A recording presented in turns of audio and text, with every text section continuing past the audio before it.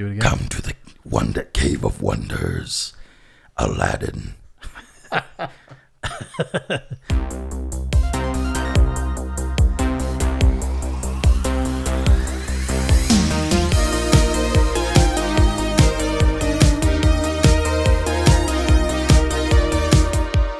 Welcome back to another episode of Enter the Nerdom. I'm here with... Stan Morrissey. Ooh, Watson Bradshaw. Hey, everybody. And obviously, I am Chad Cook.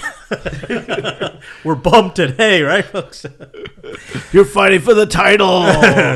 I'm the cream that rises to the top, and I get mixed in. I don't want to be at the top. I want to be mixed in like a nice... brown, light brown coffee, you know what I mean? I don't want to be at the top. I want to be... Chad the Frap Cook. Great voice. Great voice. I did a terrible... I was rushing it. It didn't come out good. It sounded good, dude. I don't know. I mean, people who listen in are like, Chad, you fucking suck. I'm like, yeah, I know. Leave your comments online. Yeah. Tag? Yeah. Hashtag Chad fucking sucks. Chad sucks. Exactly. All right, guys, we're here once again to talk about everything Nerdom, but like most recently, we've seen some movies and some game showcases have come out and stuff like that. Like, what do you think we should touch on first? Where do you want to rope in? Lasso. I would say the biggest thing that we should probably touch on, amongst other things, is Spiderman, the recent release of Spiderman. Yes. Yeah. Speaking of Spiderman, though. Yeah, so some sad news today. Legendary Spider-Man artist John Romita passed at age 96, I believe. Mm-hmm. I think that was... So, lots of good innings. Yeah, rest in peace. But big name, big loss. I mean, he worked, he was... what was his name? It was Jazzy John Romita in the Bullpit. Oh, really? And he created the Punisher, the look for Mary Jane, the look for Wolverine. John. Like, I mean, the guy was a legend. Yeah. So, it sucks that he passed. But and his son is currently an artist as well. John that's great. John Romita Jr. Has he done any Spider-Man? Oh, a ton. Yeah. Lots. And you might know his stuff from like Kick-Ass. Oh, okay. That's his style, that kind of hatch line. Awesome. Kind of look. Yeah. That's really cool. Yeah, so our deepest condolences go out to his family, and thank you for everything that you gave us. Yeah, for sure. So, but on that front, Spider-Man news. We all saw Across the Spiderverse. Mm-hmm. Well, I keep saying Across the Universe, and it's that's a Beatles song. Ah, yeah. So, but I know it's Spiderverse. So, yes. Spiderverse. Yeah. What did you guys think about it? What did you? I loved it. I mean, it's hard. That first movie is such a high watermark. Like it's so good, and just to try to. It's hard to watch this one without having that being like, okay, the bar has been set that high. Yeah. But knowing that this is the Empire Strikes Back, right? This is the center part of the story. I think it does great for what it is. Mm-hmm. It kind of, it's kind of it leaves you wanting more for sure, because the ending, it just kind of cuts out. And you're like, I want to see where it was going. Oh, you have to wait a year. Okay. Yeah. But I thought it was done really well. I thought artistically, like, it was beautiful. The first, they created their own look with the first one. Yeah. And their whole, the whole language of how this world works with that first movie. And to then try and up it with the second one and be like, well, what can we do differently? Well, let's go visit different worlds, and each world will have a different art style. Such a good idea. Yeah, the first 15 minutes are beautiful. Like, you've got this, Spider-Gwen's world that we go to, and it's like watercolor, and the coloring of it are these bright pinks and purples and greens that react to her mood. So you see the scenes light up when she gets happy, or get darker blues and purples when she's thinking about life and her losses and stuff. So I think it was beautifully done. And I don't know if we're gonna do a spoilery filled review. Yeah, we can. Yeah, it's been out. It's been out. So everyone cover your ears or move on to our next topic. But yeah, no, I just thought it was really well executed. I love the overall message of the movie, which was, everyone was telling Miles through the whole film that he didn't belong. Like as soon as he's going to like school, they're telling him like, figure out your story to get into college. And then, the other Spider-Men are trying to battle him, going like, he doesn't belong here. He's not part of the canon. Like he's an accident. He's an anomaly. And him being like, no, I'm the one that writes my own story. I'm the one that can, write my fate, basically. Yeah.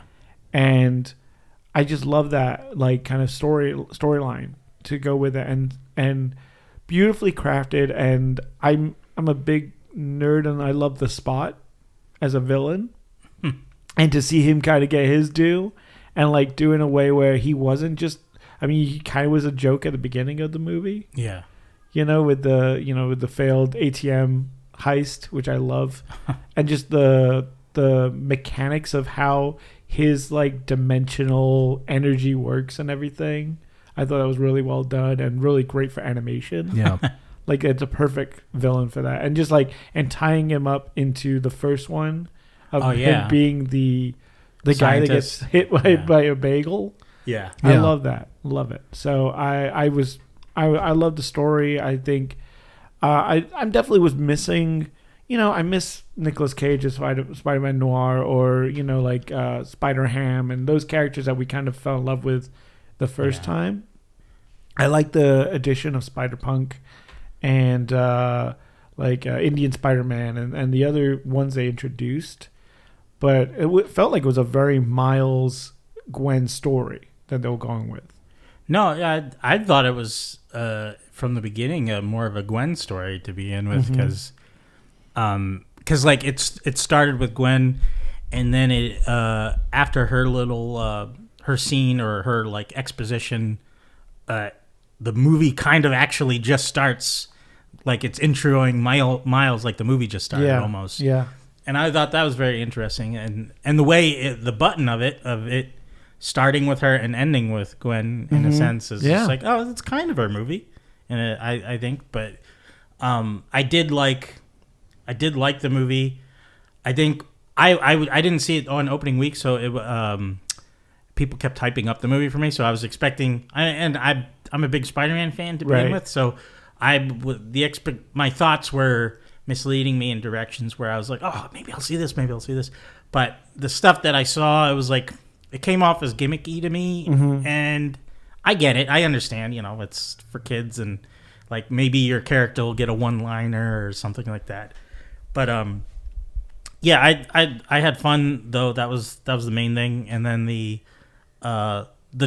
darker story is what really pulled me in, because when it was silly in the beginning, I was just like, okay, this is fun. Yeah. And then when it got dark, I was like, okay, this is the Spider-Man stuff I'm used to, where it's just lives are in danger, or Oh yeah, I mean, and it's, I love that it's a commentary on like kind of toxic fandom in a way, like these canon events have to happen, or it will literally destroy the fabric of these worlds. Yeah. Which I'm like, someone was talking about when Miles Morales was introduced back in the comic books, like there was a lot of toxic fandom of people going, no, Peter Parker can only be Spider-Man. What is this? Yeah. And this kind of movie was like kind of poking fun at that a little bit, of like, no, we can do anyone can wear the mask. Anyone can, as long as you have that feeling of being Spider-Man. Yeah, I mean, I liked how Spider-Man 2099 Miguel was kind of like a breath of fresh air in this movie, because the rest of the Spider-Men were kind of like, as they are, kind of goofy and cracking jokes, and he's not like that at all. He's not quipping at all. And he was the leader of these different Spider-Men people within these different universes, and so it was different. It was interesting to see him being so unlike the rest of the other Spider people, and I thought that was really well done how they did it. The Spider-Punk guy was interesting because different parts of his body were shot at different rates. Yeah. Did you hear about that? Yeah. So like his guitar was shot at a different rate than like say his head. It's so cool. You know, I love so that the way he moved differently. Yeah, it's pretty interesting. I love the experimental kind of feel with this, great, the animation in these movies, because the first one was that way too, when it was just like you're watching this and they're adding like the little like dots from like comic art kind of look and everything, and then even this where you've got the onomatopoeias, you know, like the noises show up and doing stuff like that of like changing the film rate or changing the style and keeping it fresh. Well, you mentioned it with Gwen Stacy's world too. It's like when her father finds out that she's Spider Woman, and it's raining. It's not raining inside the apartment, but it's raining outside, and the watercolor's like running as they're speaking on the sides of them, which is it was so well done. It was beautiful. I was watching that film going like, I would have any one of these like cells up on the wall. You know what I mean? Like, exactly. So much of it, I'm like, that's a beautiful shot. That's a beautiful shot. You know? Like when they went to Mumbai Hatton, I believe it's called, the Indian Spiderverse. Yeah. Right. Just gorgeous. It's beautiful. How much life they put into a scene where you didn't have to show all that, the people and stuff, and they definitely do. Like, they just put it all out on screen. It's great. Yeah. The canon stuff that you were speaking about, though, like when it first came up of him, he shouldn't be there. I thought it was more of the sense that he didn't have that traumatic moment yet, like the Uncle Ben type of moment. And I was like, oh, that's kind of cool. Like, he's not ready yet to be there. Right. But it wasn't that. It was like he's an anomaly in that. Yeah, because they kind of touched on that with the Prowler death. They did. That was his Uncle Ben moment. Well, like, that's the thing. I didn't... I mean, I understood it, but I never took that as his Uncle Ben, because he didn't... Even though that was his uncle, it just felt... he wasn't as close as he was with his probably parents. I don't know. Right. But I get it, and I understand that was supposed to be it. But I felt... I think, I mean, in the next one, I'm not even sure if he'll be able to save his dad. Like, I think he might die. But because it might be the canon. Yeah, that might be his canon that he can't stop, you know? Yeah, because he's not even on that world right now. Yeah. Yeah, so what did you guys think about Peter B. Parker? Mm-hmm. You know, so in this movie he's kind of redeemed himself a little bit. He's back with Mary Jane. They have a daughter, which he insists on taking into battle, which I really found really weird. Like, she's like 1 year old and you're taking her into combat, and okay, I get it. She's gifted like he is. Yeah. Because you see her climbing the walls. Right, she's climbing the walls, and he's in a pink robe the entire movie, which I didn't understand. I didn't really understand why they were doing that. I guess because he's like this. In the first movie, he was kind of like this broken character. Yeah, he had his little hobo suit. Right, he was like, he had Mary Jane left him, and he was kind of lost, and now I guess he's good now, but he's also I like that. It was weird that they did that. I felt I like that it was forward progression with his character. He's not the same guy. Yeah, like he could have been just down on his luck. Oh, Mary Jane left me again, kind of thing. Right. And they decided, no, we're gonna push it. So he's got a kid now. He's a happier version. Yeah. Yeah. And he's trying to be almost a father figure for Miles. Mm-hmm. And I know he says like a mentor figure, Yeah. But you can see like he's disappointed in himself that he couldn't reach Miles first.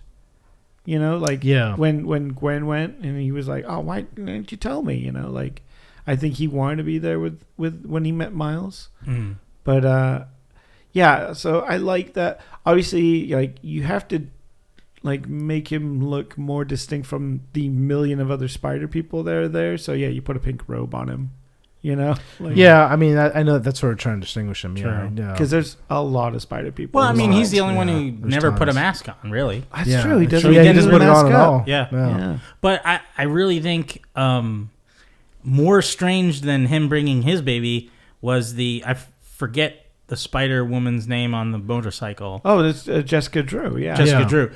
She's fully pregnant. Jessica yeah, Drew. I'm like, all right, you're battling and that fully was weird pregnant, too. And I was like, okay, that was weird too. He like blows up. Yeah, Miles like blows up her motorcycle with her, and she like falls, and I'm like, she's pregnant. Yeah, well, what are you doing? Well, not anymore. She's not. Yeah, not after that. Yeah. And in the beginning when she's like, we're not sure what the baby is yet. Yeah. Does she reference? Does that mean her and oh my god, Spider-Man 2099? Oh, Miguel are together? Miguel together? No, I don't. Okay, I wasn't sure. So. I don't think that's what it was. I thought that they were hinting at that, and I was like, oh, that's interesting. They're from different worlds, and they're trying to. That would be kind of cool, actually. Yeah. I mean, it would be because his whole perspective is like he lost his daughter in that one timeline he tried to take over. Yeah. And he couldn't save that timeline, right? Mm-hmm. Yeah. Or that multiverse. And then so, he's been, he's been kind of chasing this family thing. Yeah. Chasing his, the daughter that he didn't have. And that kind of forced him to I got to save all these worlds. I got to, get the spider people together. Yeah. Right. So it would be cool if he ended up being the dad, but. Yeah. I mean, he's doing the intense loner thing, though. What did you think of the villain? Which was the Spot. I felt like we could have got a little bit more of him. That's personally my opinion, because I kind of forgot he was even part of the movie. Well, that was interesting because there wasn't really a villain in the movie. No, there was, but there wasn't. Yeah. It was kind of like the struggle of Miguel's identity, like what you talked about earlier. Yeah, and you got this, and because he starts at the villain starts off like this kind of goofy character, which he says, "Oh, he's a villain of the week," which is exactly right. true. I love he dismisses him. But he grows stronger, he becomes more and more of a threat to Miguel and to every other reality around him. So I thought that was interesting. Well, and it parallels Miles' whole journey too, where Miles is like, "Hey, I'm not just I can do this stuff too. I'm as viable as Peter is, right?" Yeah. And the Spot's the same thing, where he's just like, "Look, I'm not just a villain of the week. I could be a big bad," and his power. I mean, it really is. When you think about it, he can create portals to anywhere. Yeah.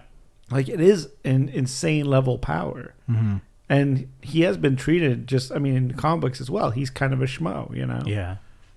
Right. If he doesn't use those portals to bring in other villains from different universes, I'd be like, that's a waste. I was like, that would be. I such love a waste. his final form where he's that the was reverse cool. colors. And he's all black and he's got just the white specs. It was like, ooh, that's a great really cool. take of it. Even his voice changed. Yeah, the power is the. It was more is distorted too. Yeah. In his voice and stuff.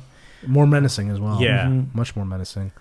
It was interesting, and I found it kind of, I don't know, disheartening, I guess, that everybody was in on what was going on with Miles, because everybody knew that Miles was an anomaly, and he had a canon event that something had to happen for him for his universe not be destroyed, and everybody was in on it, including Gwen.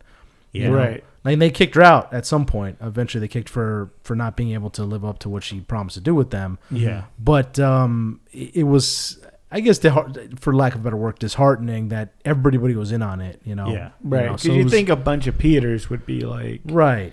They're pretty smart people. They should be like, well, we can figure this out. I also didn't understand why they didn't just tell him, because when he was in India and he had to go he saved the Indian police captain. Yeah. Yeah. I mean, Gwen. Well, he wasn't supposed to. He wasn't supposed to, but Gwen was holding on to him for a second. Right. And we all thought it was because she didn't want him to endanger himself, but it was actually, she didn't want him to interfere with the canon event. Right. Which was weird. It's just like, why didn't they just tell him? I mean, it's just, I'm nitpicking, but I was just kind of wondering why it's because he most likely because he would have been like, what? That's bullshit. I'm going to save him anyway. That's wrong. Right. But I don't think he would have been the only Spider-Man to think that way. That's what bothered me in the sense. Well, that's what I mean, because all the other Spider people were in on it. Yeah. They're like, oh yeah, he has to die. So it's a canon event happened to all of us all. So sorry, we can't interfere, So, but I think they would have just told him at that point, because they told every other single Spider person. But I wonder who. Also, he was an anomaly. So I wonder who the Spider T-Rex had to lose. Okay. Right? Yeah. Or the Spider Cat. One of his eggs. Yeah. I did want to bring up the end where Miles ended up in the other universe that didn't get the Spider-Man. Right. Did you see that coming? I saw it coming. Yeah. I saw it once he got knocked out. I was like, "Oh, it's a Prowler. And it's got to be him," because Yeah. obviously his uncle's not the Prowler. Yeah. Right, So- and you figured out he wasn't in his world, right?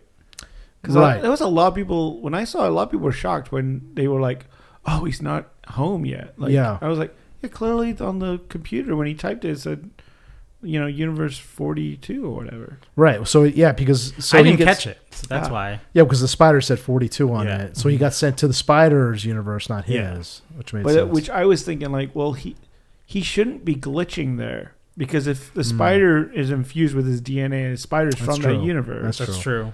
Like he should be cool there, right? But yeah, that's true. No, that's true. Well, wouldn't he be glitching in his own universe too?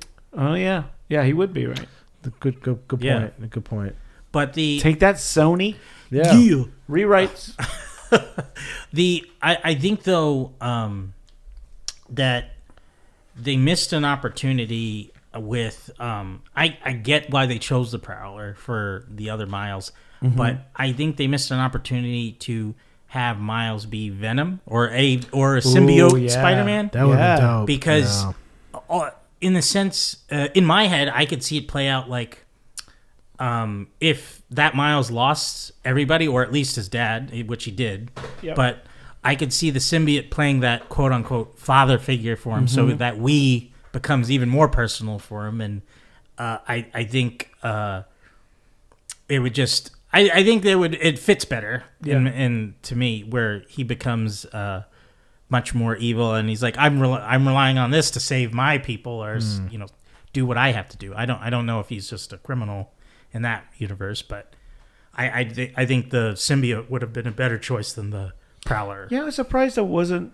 more villain cameos. I mean, there was a couple of villains that were caught in the Spider HQ, which, I mean, we got Donald Glover as the Prowler. That was awesome, yeah. Which was kind of great cameo. Yeah. It's like, and, but I was, we had, the Spot, we had a weird version of the Vulture. Like it was a Renaissance kind of feel, which was it looked great. Yeah, I love all his weaponry was paper and it was beautifully done.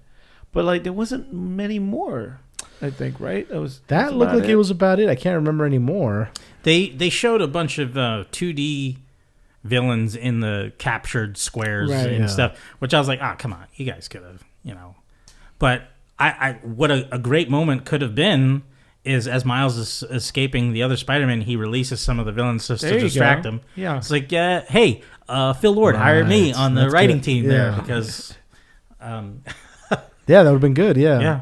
But, because that was I liked that in the first movie how they designed some of the villains. Like you had an interesting version of the Scorpion. Oh, yeah. I thought we'd see some of those again. But, Doc Ock was great in the first one. They're like, we spent our budget on the Vulture in the beginning. Yeah. I mean, I do love that the static animation around the Vulture's feathers and everything. I was like, "Jeez, that's got to be a lot of work." I love in every world. It's J. Jonah Jameson is same guy. J.K. Simmons does a voice in every one of the worlds. Never trade, including the Lego one, which I love. The Lego bit was great. Yeah, they had the Lego bit in there. Yeah. And do you know the story behind that? Oh yeah, there was a 14-year-old kid animated that piece. Really? Yeah, I didn't know that. I just read that the other day. Yeah. So when the first movie or the second movie came out with a trailer, this kid in Canada he took his Legos and did a fully animated version of the trailer, and it got back to Lord and Miller, and they're like, "This is great. We should have this guy, do something for the movie." They had no idea it was a kid. Yeah. And then they reached out, and finally, I think his name's Preston, and he's this 14-year-old kid in Canada got to do that whole animated section for the movie, and it looks great. That's all. Yeah, it looked good. It looked great. Yeah, I just read that the other day. I just saw it the other day on YouTube. So it looks awesome. And I love it's the one Spider-Man that Miguel actually praises.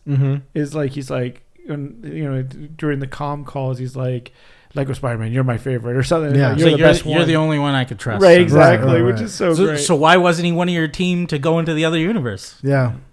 Maybe too small. I mean, that's true. That's tiny. Oh yeah, I for some reason I was thinking in another universe he'd be bigger or something like that. But when Miles' head pops through, or the Spot pops through? Yeah, the Spot pops through. And they were Lego sized. Yeah.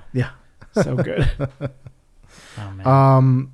Yeah, it was well done. I towards the end of it, I was like, okay, this movie's been going on for a long time now, so it's either gonna be another 20 or 30 minutes, or they're gonna, and I popped in my head for a brief second, but I was like, they can't be, or they're gonna do another movie, right? And I was like, no, it can't be. It's probably gonna be another 20, 30 minutes, and then it said to be continued. And people in my audience like gasp, yeah. And I was like, sons of bitches, they did it. And I was like, wow, yeah. I was like, wow, okay. I didn't think they would do it, but they did. Mm-hmm. I knew beforehand. Did you guys? Yeah. Did you? Oh yeah. Did you know? Well, yeah, I knew beforehand that they were gonna be doing another movie, and that this is like a 2-parter. So I was like, oh, they're either gonna have a solution to end it, and then something else pops up at the end to jump into the next movie. The first teaser for the movie, like a year ago, it did say Across Spiderverse Part 1. Mm-hmm. Yeah, and then they've cut that part 1 section of the title is out now, because I think the next one's going to be called Beyond the Spiderverse. Yeah.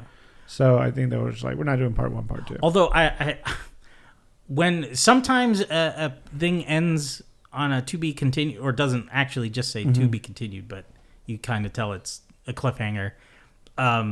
It ends well where I'm like satisfied with it. But then when there's a cliffhanger and it's like, oh man, I left with this movie. I left just with like, I didn't get my nut. I didn't get that. Yeah. I didn't get that finale that I wanted. I agree. And I understand they're saving it for the next one, but it's like, give me a little something. Like I was just like, he was redeeming himself right at the end, and I was like, man, but we're almost there.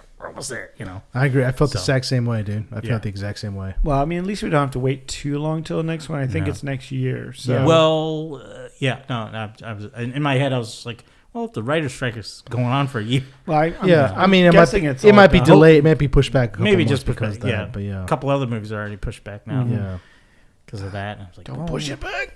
Also, I'm worried about Deadpool 3 because of the strike, because they can't change the script. Right. So Ryan Reynolds has to be like word for word of the script and not improv anything. So it's like, hopefully. Yeah. We'll see how that goes. Yeah. Because he does a lot of improvisation with that. Yeah. And you guys watched Transformers, was it Beasts? Rise of the Beasts. I haven't watched it yet because after the second movie of that Transformers franchise, I was like, okay, that's it. This can't do anything else for me. Yeah. I was like, after the second, I was like, once they said, oh, what happened in the first one is internet rumors, and that's how they explained it away. And I was like, wait a minute. The whole city got destroyed. There was entire city was in downtown LA, one of the most populated cities in the entire world. Okay, all right. It's like this really, I can't. With the robots who's like were jive and stuff didn't put you off. Like, hey man, what's going on? Oh boy, give me some skin. That was terrible. I believe at one point one of those robots says, "I cannot read good," and I was like, yeah. Really? Yeah, he I did. don't remember that. He did. It's pretty bad. In the first one? No, the second one. Yeah, see, because I totally blocked the second one out. The only thing I enjoyed about that second one was Tony Todd was the main villain. He voiced the main villain. He did. He was the Fallen. Candyman. Yeah. Yeah, so I just the first one was okay. I hate it. Transformers is notorious for this. The Godzilla franchise is notorious for this. They put way too much emphasis on the human characters, which I don't give a shit about. Like Shia LaBeouf was okay in that movie. Megan Fox was okay. I didn't care. Like, I don't care about your parents. I don't care about your problems, Shia LaBeouf. You didn't get to the Mark Wahlberg years. I did not. Cade Yeager. I couldn't. His character name. Cade Yeager. Cade, you see? I don't care about whatever his name is. He had a daughter that wasn't legal yet, but was dating someone over 21. They made a big part. It was a big thing in the movie. See, I'm glad I didn't waste my time watching. And they had like a T-1000 lady robot that was like went to the school. It was weird. That was in the third one. That was in Oh my god. Yeah. See, I just nope. Oh no, that was two. Was that two? T-1000 lady. Yeah. I was like, what? Because it was Shia LaBeouf was like being all weird. Yeah, I've completely forgotten. Hubba. Yeah, I've completely forgotten the second one. Anyway, but then I heard good things about Bumblebee. Yeah, Bumblebee was great. But I tried watching it the other day on Paramount Plus. It's on there, but the sound was off. So they would be talking, and then 3 seconds later you'd hear the audio, and I was like, what the hell is it? And I tried restarting it a bunch of times, and I'll probably go back to it. Maybe they fixed it by now, and I don't know. So I'll watch Bumblebee at some point, but I've heard good things about it. But no problems with my Arabian bootleg. Sorry, guys. Yeah, it's So Transform. Tell me, do you guys recommend it to me or what? First of all, what compelled you guys to go watch this? Let me ask that. Okay. I was compelled by Chad, who had watched it and said we could talk about it. I mean, would you have watched it without Chad telling you? You know what? I would have. I've seen all of them at this point. I haven't. I'm a fan of. It's like Fast and the Furious. You just got to go. It kind of is. Yeah. Not for me. Though it is. They're getting to that point where it's just like. I mean, this one was hard to watch through. Really. I mean, I don't know about you, but I didn't have a great experience watching this one. There was definitely some elements I enjoyed. Mm-hmm. The voice cast is great. Yeah. You got Ron Perlman as Optimus Primal. Yeah. The head honcho monkey. Primal. Huh? Yep. Okay. You got Michelle Yeoh as Air Razor. You got Pete Davidson as Mirage. But it felt like they were just retreading old ground again. Like the whole Mirage storyline was just a Bumblebee storyline. Yeah. No, I mean, like, all right, I wanted to see this movie because I'm a big Beast Wars fan. That's where I came in on the series as a kid, 90s. And there's two ways I could look at this movie. One being just a regular person who's never watched Transformers and be like, this was okay. This was good. But the nerd in me for Beast Wars, I was very upset with how they did it because, like, I'll get into it. Please do. Please. Yeah. Pretty much they had the Maximals, which are the Beast Wars animals, the beasts, the titular beasts that are at war. They're from another planet, and they already have their animal forms, which is already just off the rails for me because they in the original story they crash to Earth and it's prehistoric Earth. It's like no humans. It's just apes, animals, whatever, bones in the ground of dinosaurs and stuff like that. Okay. So day 3 of Genesis. Pretty much, yeah.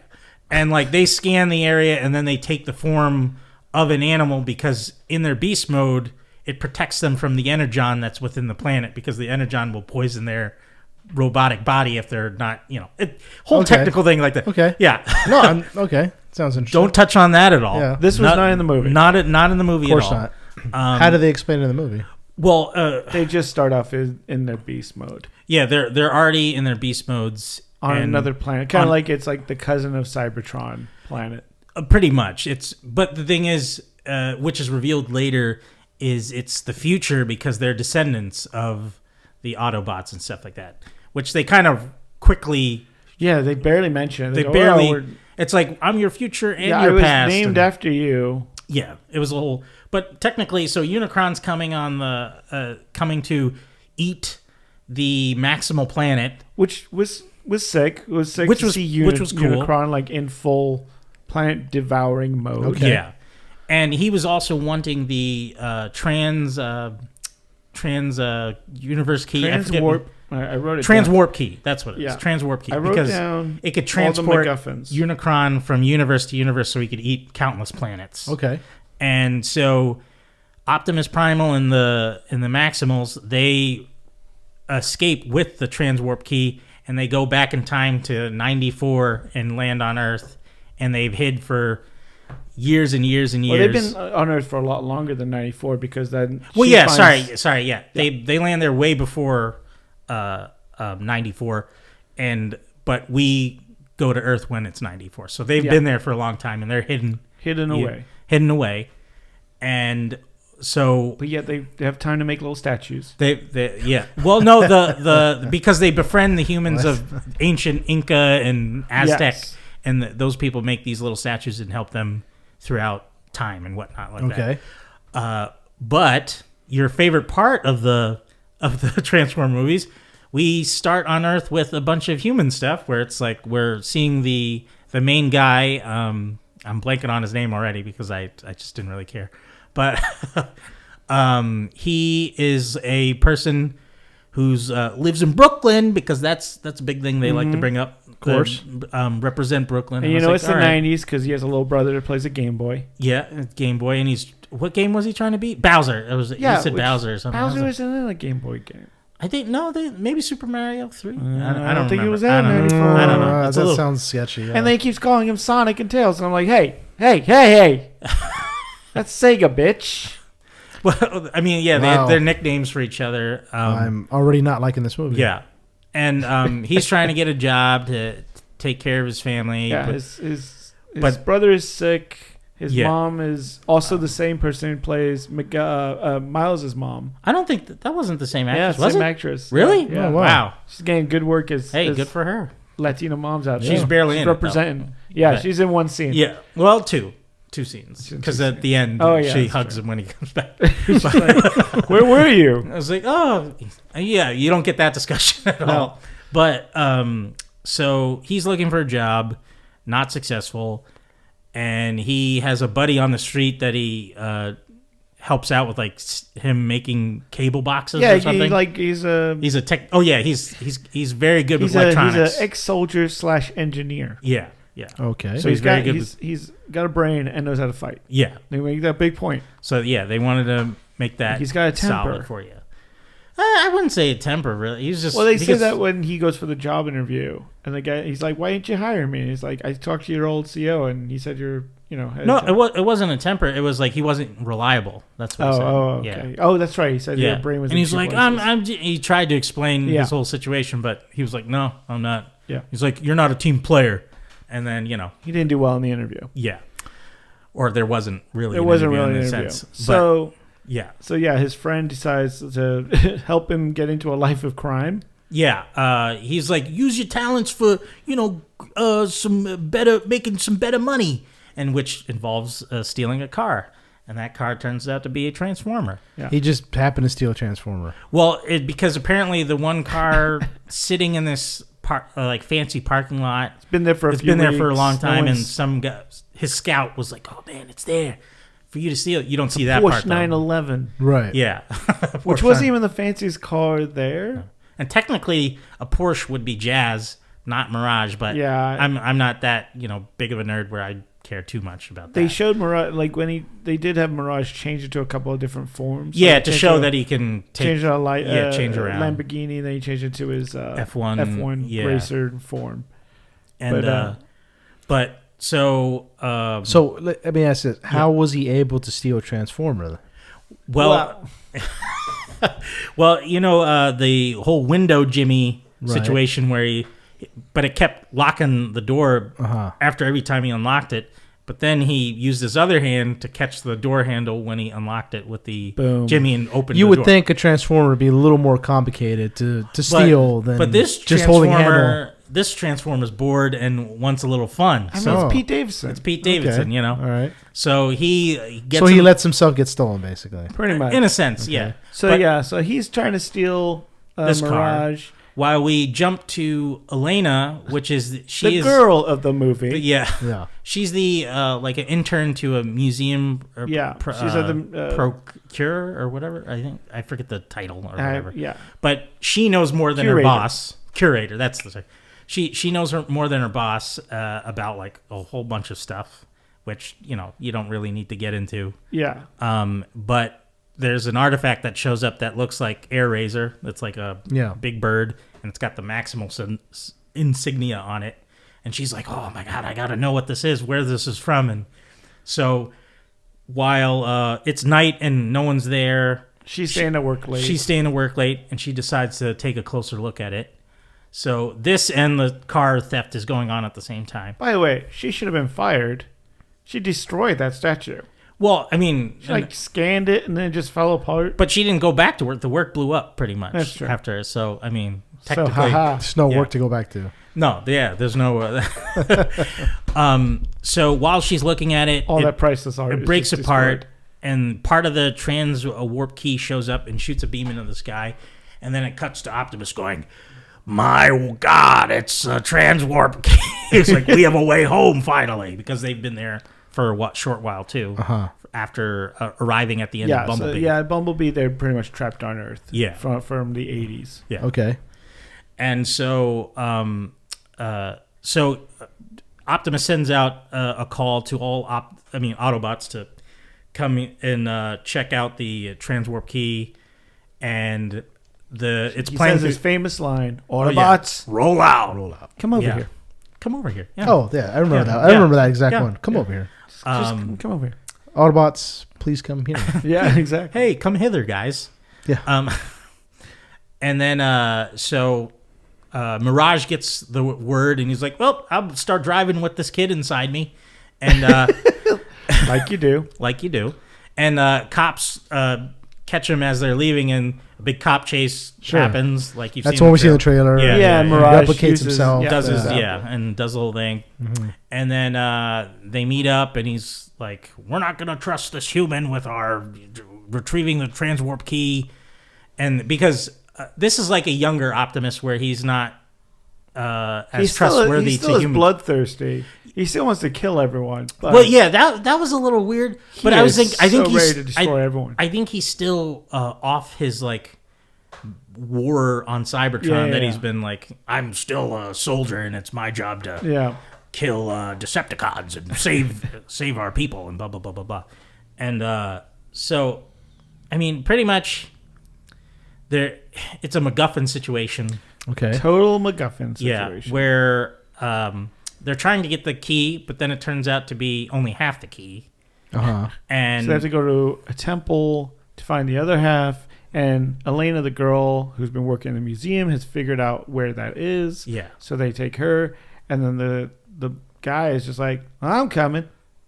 Oh, Like, yeah. Why? Well, No one no, needs you. He's coming because he learns about Unicron coming, and he right. wants to save his planet, so he wants to destroy the key. He doesn't care about the Autobots getting home. He wants to destroy it because that's just his mission. His mission. Yeah. So he takes it on that on as his mission, and he doesn't tell anyone. But he at some point he does tell Elena's like, we got to save our own. You know, we don't. Doesn't matter what the. By the way, still no Maximals yet. This is No. We did get a Maximal. Oh, the beginning. In the beginning, when Scourge and the Terracons, the pretty much Silver Surfers of Unicron, come down because they saw the transwarp drive shoot up into the sky as well from space or wherever, and they attacked the museum or the curator's office where it was. And AirRaiser comes in to save the day because everyone's getting manhandled by the Terracons because they're powered by dark energon. This is all very nerdy. Which then, they mention it. They say, like Scourge is almost unbeatable because of his dark powers. And then he's pretty beatable after that. I mean, no, he wasn't beatable until the end, really. I mean, because the second encounter they had, it was pretty hard to take him down. Yeah. And every bot he kills, he removes their symbol and puts it on his arm as his collection. He's like, that's pretty dope. Yeah, I was like, that's kind of cool. Sounds like a Predator. Gave him a kind of a more than 2-dimension. Yeah. Okay. So they have to go to Peru to get. But how are these Autobots going to get to Peru? Oh, apparently there's a big cargo plane that is an Autobot. I don't even know when he came to But Earth. this was a toy at one point, right? Yeah, it was a toy. In the origin of the 80s, right? It was a toy. I think is Rattle it's Rattle something because when he's in flight, all his ship is just his parts are like old and it's like and having trouble flying. And Mirage was like, "No, I'll fucking walk to Peru or whatever." That was a joke. See, you laugh in the theater. He's loving it. You love it. I'm laughing the way you said it. I'll fucking walk to Peru. Yeah. So they're flying to Peru while Scourge, he tried to deliver the half the key, and Unicron was like, "This is only half the key. I'll kill you if you don't get me the other thing." Pretty much, empty threats and whatnot. And then in Peru, they send Elena and I'm blanking on his name still. I forget why I remember her name more than him. It's the guy that was in Hamilton. Yeah, the guy in Hamilton. That's where I remember from. It's Hamilton guy. Yeah. I'm Luis something, I think. Something like that. But I forget his character's name.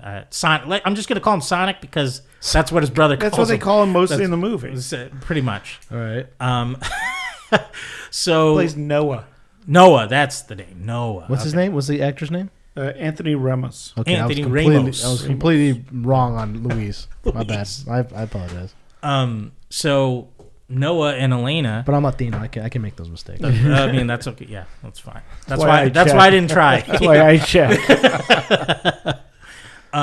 So they're sent down into a city where they're having like a big celebration, and there's the temple there that they were able to figure out how to open this kind of like combination lock. Combination. Well, yeah, it was a silly like little. This is the wrong way. Let me turn it this way, and then it opens up. Symbol needs to be this way. Yeah, and they find a whole like ancient city underneath the temple, and they open up the case, and it's already been moved. The other half of the. So they're running. It's filled with maggots. No, yeah, that's another. Yeah. That's a different Indiana episode. Jones. Yeah. And then so the Terracons show up. They're chasing them, and then the Autobots are chasing, and they're having a fight through Peru. And not the city, they're like on the outskirts, so it's like you don't have to worry about like any person going, are those robots?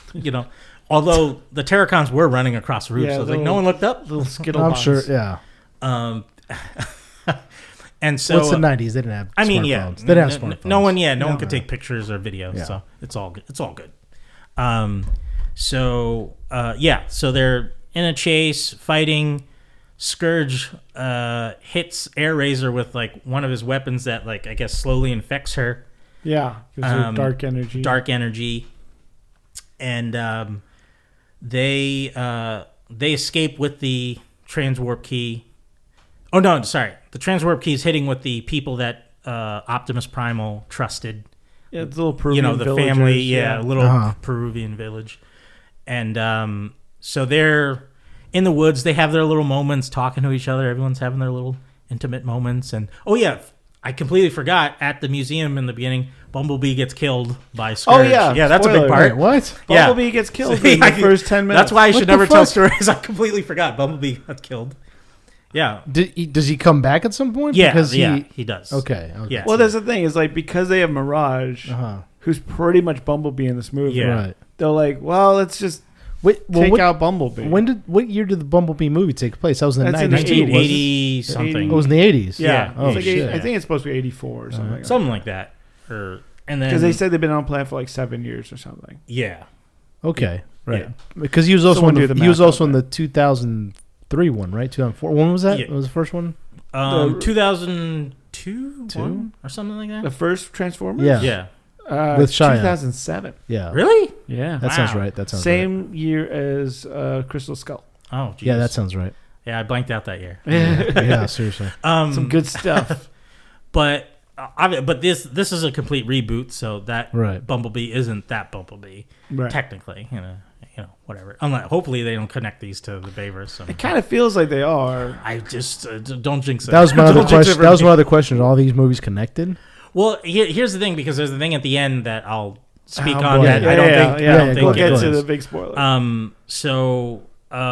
While they're in the woods, the infection spreads in Airazor, and she attacks Elena, and Optimus Michelle Yeoh Primal goes, "Caca." Yeah, it's just rah, and rah.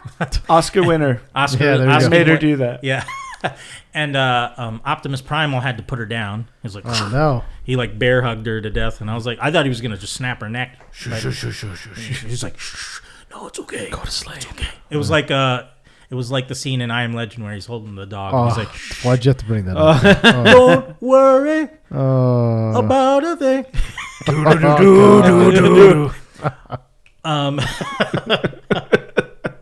Also, there wasn't much of a score there was a score, but it was like every Very now and then. sparse, It was yeah. all like rap songs from the 90s. I was like, There's guys, a lot of needle. there's other songs in the 90s that you could play too. A lot of other songs. But There they wasn't a lot, stuck to like- hip hop. And I was Yeah. like, was that because they're from Brooklyn. Brooklyn?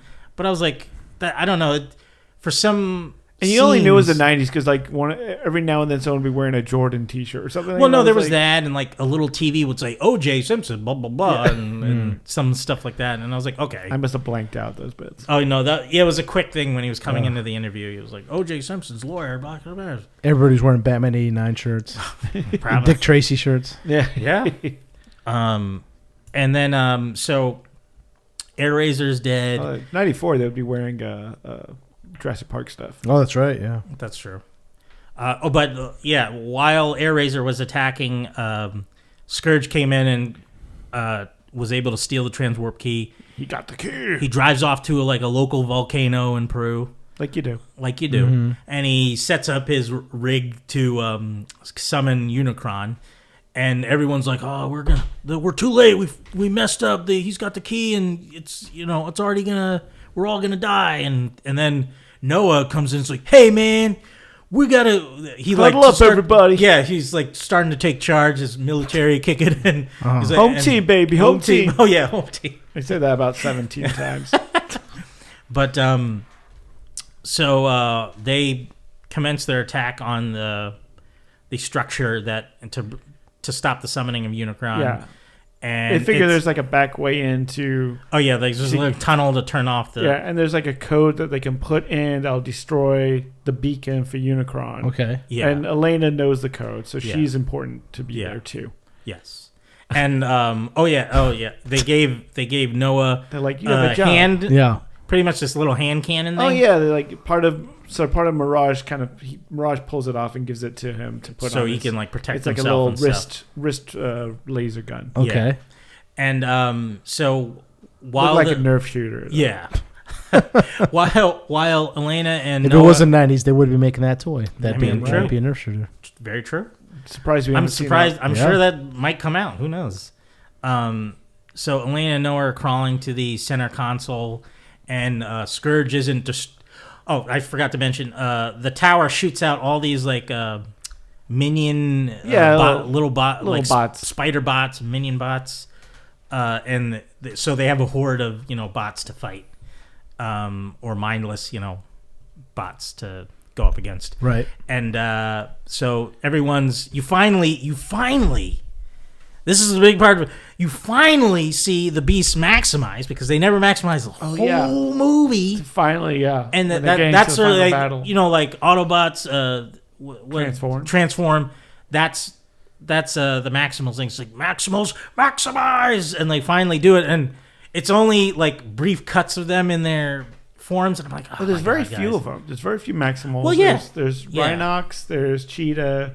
They kind of allude there was more of them, but right. There's but you don't get to see any of their personalities. No. That sucks. No, yeah, they kind of push the Beast to the background to the Autobots. I'm like, guys, it's called Rise of the Beasts. Right. That's what I didn't even know those Autobots were going to play such a big role. Yeah, no. This is what drove me crazy too, because they did the exact same thing with the Dinobots in Age of Extinction. Yeah, that was a big marketing push. Was we're going to show the Dinobots. Yeah, they were in about 3 minutes of that movie. Really? Oh, dude. But yeah. See, I never saw any more. Made me so mad. One. I love me some Dinobots. Dude. Yeah, I love me some dinosaurs. No, Dinobots were cool. I remember them as a kid. Yeah. And they were barely in the movie, huh? Yeah. In Beast Wars, there is a Dinobot. Yeah.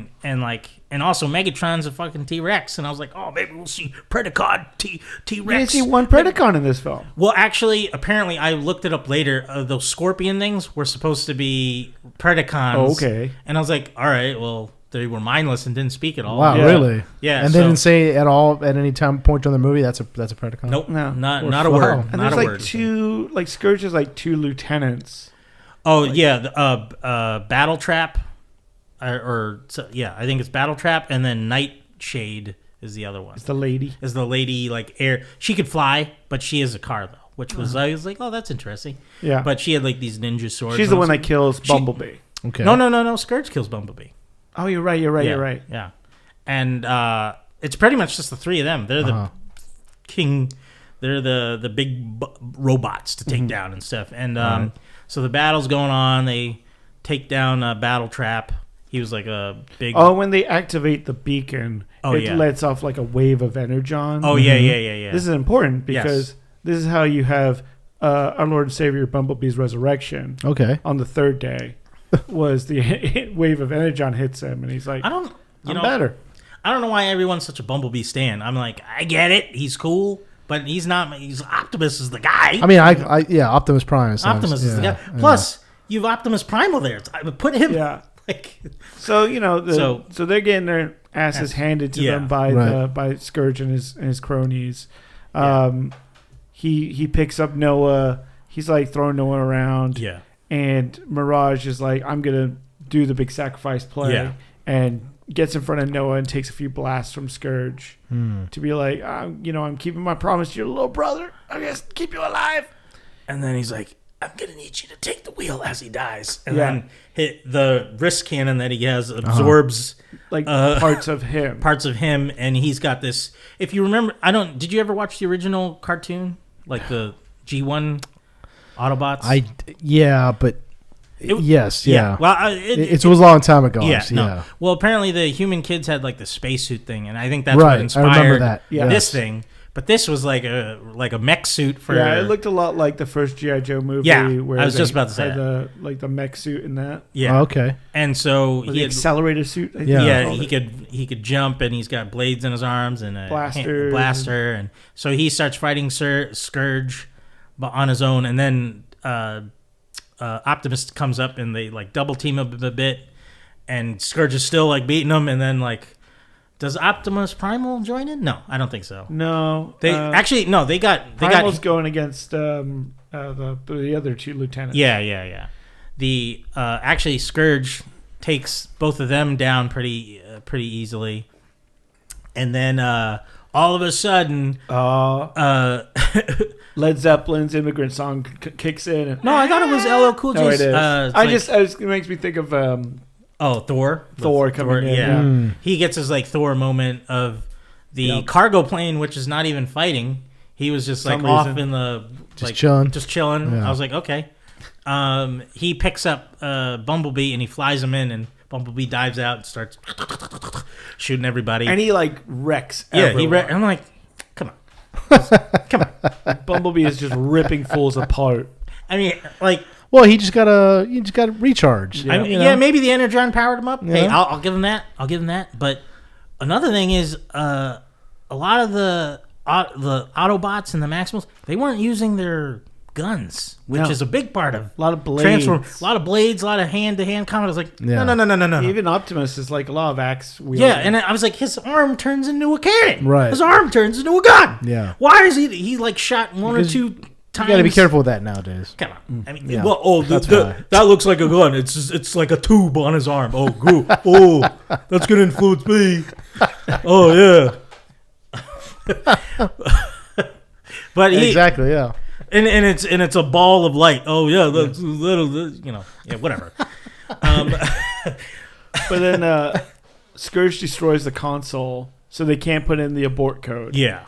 And they're like, man, we're messed screwed up now. And then Optimus is like, no, I will destroy the machine. And Optimus is so ready to sacrifice himself at any moment. I feel like in every movie he's just like, I will take the bullet. But it was so empty because you're suicidal, Optimus. It turned like as he destroyed it, and like things were imploding and sucking itself back in or whatever the thing was. Noah was there to grab him. Oh yeah, and like hold him, and then Optimus Primal shows up. It was like, no, that was a big Optimus Primal comeback moment right there. But I was like, they were so quick to. They were like, they didn't even fight him on like leaving. They were like, okay, well, our oath will be to in your honor. Yeah, they were already like, and then they writing him off. I was like, what? So I was like, okay, well, that's if you fine. insist, The one bit I did love about that, and that made it was kind of a cheer moment for me, was so when they're running away from the explosion. Oh yeah, and Optimus transforms. Yep. And Noah's on the back is like a little booster for him. Yeah, with his jetpack. Yeah. Did you see how Optimus transformed just like the toy? Yes. Yeah. Like it was very like, usually when he transformed, it's like little bits and pieces. In this, it was literally like his arms became the sides. You know, his head went into the back, and then his legs became the back of the. I was like, he just like cool. When I was like kid with the toy. Yeah. That's the one of the great things about this movie is that they aren't. In the Bayverse, in the Bay movie, Michael Bay movies, they're like a swirl of metal in the air. Yeah, you can't even tell what's going on. This Bumblebee and this got that down great. Like all the Transformers transform, logically, and it's not like some crazy. Although I don't know where glasses come from for Wheeljack. Well, yeah, Wheeljack's a nerd because he's got a big glass. But also he's got a Hispanic accent and like... Oh, yeah, they call there's him a little moment where Noah's like, hey, Papi, where you from? And he's like, what? And he's like, that's racist, man. And I was like, oh, jeez. No, they don't. Yeah, they did. Hey, No, they Poppy, did. Well, I mean, I don't know. I think he says Poppy, right? Am I right? Maybe. I can't quote you on that. He says something in Spanish. They don't give me subtitles. I don't know what he says. Because that's how Latinos in New York speak to each other, right? Yeah. Hey, Poppy. Yeah. Or maybe he said hermano. I don't know. Poppy hermano, right? Same Oh. I mean, you're from New Jersey. You know better than me. I don't know. 7 years of Spanish, baby. I was born and raised in L.A.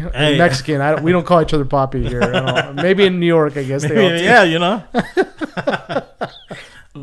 So yeah, there was that weird. I'm just picturing him telling that to a transfer. Weird moment. Yeah, it was like, okay, and he's like, oh, he's a robot. I wouldn't think that's racist. And I was like, well, that's machinist then. Yeah, machinist. Also, the guy's been in Peru for like 1,000 years. So yeah, of course he'll have an accent. Yeah, he would grab an accent from something. So, but any of the robots that were in Brooklyn or New York would have, like Optimus would have a New York accent. He would sound like this, and he would be like, "Hey guys, let's roll out." Poppy. Poppy. It's a New York thing. It's a New York. I need a hot dog with the works. But yeah, so they defeated Unicron for now, and the Maximals go off to do their own thing, and it goes back to. Oh no, go ahead. It goes back to. I mean, it kind of just doesn't touch on the Transformers at all. He kind of has his like overview, like I am Optimus Prime, and I will protect the people. Blah blah blah blah blah. And it's nice. It's nice. And then it goes. Linkin Park plays now. Oh yeah. Oh God. Oh, what, really? And then Noah has his like I'm Noah Diaz and I'm Brooklyn blah blah blah blah, and he is going in for an interview, and he sees on the TV Elena's got this big. She's got credit for the discovery of for the hidden city in Peru, and so she's doing well. And he's like, yeah, Brooklyn. And I was like, I rolled my eyes at that. I couldn't help it. I was like, guys, I get it. Hey, you got to represent your hood, whatever. Yeah. What was it? Oh yeah, and then so the meeting Noah goes into his job interview at the end, and he's talking to the guy, and he's like, yeah, he's like, your resume is kind of short here. Is what's going on? Like anything else you done? He's like, oh yeah, there's some stuff that's not on there that I was in Peru recently, and it's like I got to learn more of my Spanish, and my mom loved that, and I was like, okay. And but then the guy goes, oh yeah, you and your friends in Peru and stuff. And he's like, wait, I didn't say Peru. And then he goes like, no, we've been watching you guys for a very long time, and we're a group that works in on a global scale, and we're in the middle of a war, blah blah blah. And then he slips him a card, and then he pretty much walks off and like twists a picture on the wall, and it opens up, and it's this like high tech place inside. It's an empty warehouse. It's nothing. I mean, cool. There was a jet thing in there. I know, but yeah, could have been doing something. Could have been something cooler. And then he looks at the card, and it says G.I. Joe on it, and I was like, interesting tie-in. And I was like, all right, are they going to reboot G.I. Joe or go off the Snake Eyes movie, because the Snake Eyes movie was not. No one remembers the Snake Eyes. No one does. Barely people really remember the G.I. Joe movies either. Mm-hmm. They weren't that great. I mean, there were some redeeming parts, but nothing really. It wasn't the G.I. Joe we knew. Yeah. And the logo on the card was from that G.I. Joe movie. It was. Yeah, it was okay. Yeah. It was from like the Stephen Summers G.I. Joe. So they're like, yeah, if we might want your big friends to help out sometime. And the comics, they do cross paths and stuff. So maybe down the line they might have a G.I. Joes because Hasbro's probably building a universe now. Yeah. And does Hasbro have Barbie, or is that somebody else? That's Mattel. Mm-hmm. Mattel. Okay, so I forget what else Hasbro has that they can really do a universe with. But they own the Battleship Power Rangers. Oh, really? They do? No, Saban. Oh. I think they bought it back from Saban, didn't they? Or really? Saban bought it back from them? Oh, something? well, I know Hasbro makes the toys, so. Okay, yeah, that could be it. Because there's a kid in the Power Ranger shirt. Noah's brother's wearing a Power Ranger shirt at one point. If they ever combine all those, yeah, that'll be strange. Yeah. That'll be strange. I mean, I don't know if it could be any worse than Bay's stuff, because that stuff was just, I don't know. Like I said, like halfway through the first movie, I was like, okay, maybe I don't know if I can do this anymore. I definitely got more Bay vibes with this one. Really? Yeah, which... Like, how many movies did Bay do with these? 5. Yeah. This is number 7. Oh, so he didn't... Wow, so he did the majority of them then. Yeah. I figured, yeah. And there's... Bumblebee he didn't touch. I think he just produced, though. Yeah. Right? And that was done by Travis Knight, who is famous for doing... he did... he owns the studio that does Coraline and stuff like that. Yeah. And I think that one was so good because you had less characters to go around. Yeah. And you were able to focus on, like, there was story. no MacGuffin. It was just simply a story of, like... Trying to survive and not get caught by Decepticons. Also, he lost his memory and he's trying to regain that. So I was like, okay, that's cool. But like this one, they backtracked. Yeah. With like just a lot of the plot devices and it was very. They have the formula. The way I think about it is like they wanted that flavor of Bumblebee, but because Bumblebee didn't do very well. Yeah, it didn't. That they were like, what made us money? Well, the Bay movies made money. Yeah. So let's kind of pull that. Well, I did get hints of Bay, but I did still feel like, okay, it's still its own thing, though. It's not totally there, but it did feel kind of empty at times, and I was like, oh man, I was just missing that heart. The Bay movies felt really ridiculous too. Yeah, especially being there were parts in there, just being in the military, that were like, what the fuck? What is this? Like, there's a scene I can't even remember if it's in the first or second one. I think it's in the first one where they're out in the desert and there's a drone flying around and they're hitting the Transformer or the Decepticon with the drone. Do you remember that? And they're in the desert. I can't even remember which movie it is anymore. I think it might be the first one. So, because that was like a Scorpionox sequence. I think that was a Scorpion which kind of thing. Actually really good. I like that. But there's, because it's a Michael Bay movie, so it's it's just over the top. First of all, they got a drone flying around with a jet on it. It's got a jet engine. Like no, but okay. But then and then what's his name? Was it? He was in what's his name? I'm blanking on his name. He was in the Fast and Furious. He was also in Transformers. Tyrese runs out. He's in the Air Force. Yeah, that's right. That was the first. He's running out because this thing attacks their base camp or whatever, and so they start calling the drone to attack it.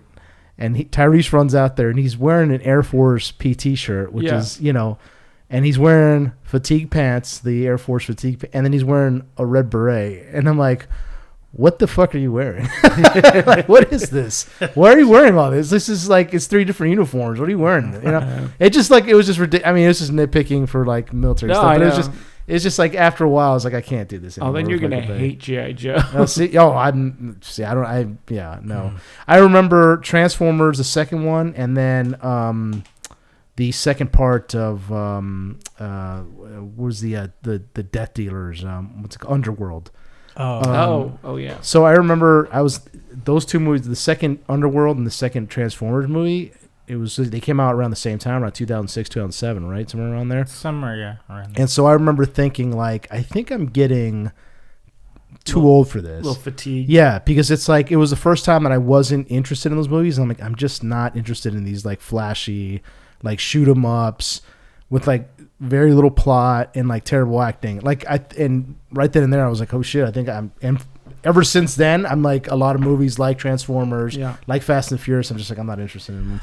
Because it's just it's just show, which is fine. I love that people enjoy them. To me it's just like I can't just a spectacle and they're just for show. It's pure high fructose corn syrup. Oh yeah, like that's all it is. Absolutely. I mean, there's nothing wrong with that. It's rinse and repeat. I love a good spectacle, but I like to be impressed with the spectacle. Like this movie didn't. Yeah. There was nothing that I didn't expect to see. No, really. It was very cookie cutter type of as soon as it story. got to like a MacGuffin hunt, I was like, okay, I've seen this 6 times already. I literally wrote down the listing of all the MacGuffins in the Transformer universe. Oh, So yeah. the first one, we had the Allspark? Allspark. That's Yeah. right. Allspark, that's right. In the second, does anyone remember? Was it the Allspark again? No. It was like a moon key thing? It I was don't know. the Matrix of Leadership. Oh, okay. I don't Yeah. even Whatever remember that that. is. And I never saw the rest of them. Yeah. So. The third one was the Space Bridge Pillars. The fourth one was the Seeds of Transformium. Ugh. And the fifth one, the Staff of Merlin. Yeah, I forgot about Oh that. my Was a god! big No, part. there wasn't. Yeah. Well, because No, it wasn't. yeah. Oh my god! and this is the second movie that we've had Unicron in it. The first one being Unicron was the planet. or was inside was the planet. Earth. Yeah.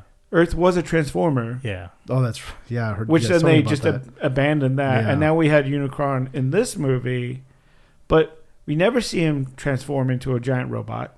Like it's just the big Death Star looking Unicron. Yeah. Well, like Right. you saw at one point his eyes when Scourge I was want in- more, baby. Well, Like, no, I think come on. they're saving that for like a sequel, probably or something. But I the problem, don't want you to save. I want it on the plate. Give no, it to me. I wanted this movie to focus on the Beast, I but I thought, didn't get that. You know, Wow.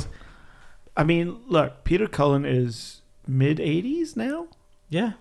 I mean, it's time to start like handing it over, and I thought that's what they were doing. Oh, with him sacrificing himself and then yeah, Optimus I thought Prime. Optimus I mean, no, that Primal would would be the way to go. Like Ron Perlman, okay, he's not a spring chicken by any means. He's in his 60s. Yeah, late Yeah. 60s, I think. But I'm like, okay, so you hand it off to another person, but they just don't want to upset the status quo. You know what I like?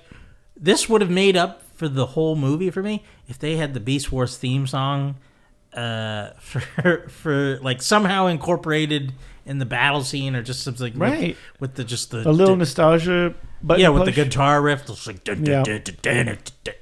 Beast Wars. Yeah. You know, man. And there's no Decepticons in this, right?